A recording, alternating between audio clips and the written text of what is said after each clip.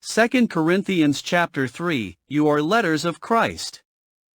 In 2 Corinthians chapter 3, Paul discusses the superiority of the new covenant over the old covenant, emphasizing the power of the Spirit compared to the weakness of the letter in the old covenant law. He contrasts the ministry of death, which was written on tablets of stone and brought condemnation, to that of the ministry of the Spirit, which brings righteousness and life.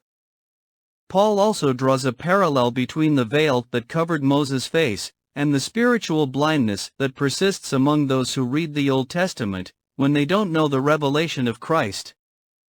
He concludes by highlighting the liberty and changed lives that come from turning to the Lord and beholding the glory of God through the Spirit. Exegesis by sections and verses. Verses 1 to 3. Commendation and the letter of Christ. Paul challenges the need to commend himself or rely on letters of commendation, stating that the Corinthian believers are a living testimony or letter of Christ, known and read by all. He emphasizes that this testimony is not written with ink but by the Spirit of God in their hearts. Verses 4 to 6. Sufficiency in God and the Spirit. Paul expresses his trust in God through Christ, acknowledging that their sufficiency for ministry comes from God. He contrasts the ministry of the new covenant, which is of the Spirit, with the ministry of the old covenant, which was the letter of the law.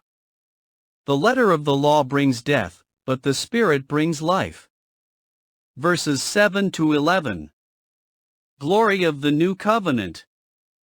Paul compares the glory of the ministry of death, which was the old covenant written on stones, with that of the ministry of the Spirit, which is the new covenant which brought life. He argues that the ministry of the Spirit is even more glorious, surpassing the glory of the old covenant.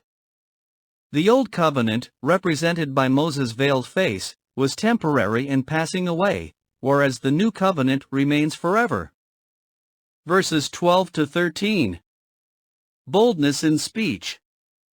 Paul explains that the hope and the superiority of the new covenant gives them confidence and boldness in their speech and ministry. Unlike Moses, who veiled his face to conceal the passing glory, they openly proclaim the eternal glory of the new covenant. Verses 14 to 16. Spiritual blindness and the unveiling in Christ.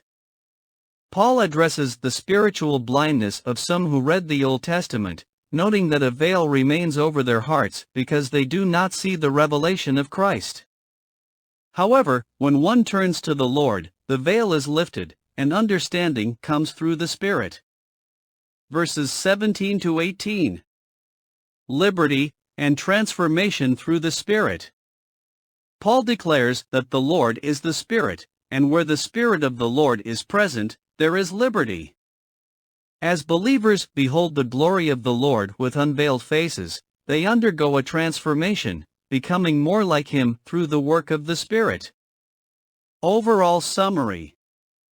In 2 Corinthians 3, Paul highlights the contrast between the Old and New Covenants, emphasizing the superiority of the ministry of the Spirit over the ministry of the letter. The New Covenant brings life and righteousness, surpassing the temporary glory of the Old Covenant. The Spirit of God plays a central role in the revelation of Christ and the transformation of believers. Paul encourages the Corinthians to be bold in their ministry, unveiling the truth of the gospel and experiencing liberty and transformation through the Spirit. The chapter emphasizes the vital role of the Spirit in the believer's life and the profound impact of the new covenant in Christ.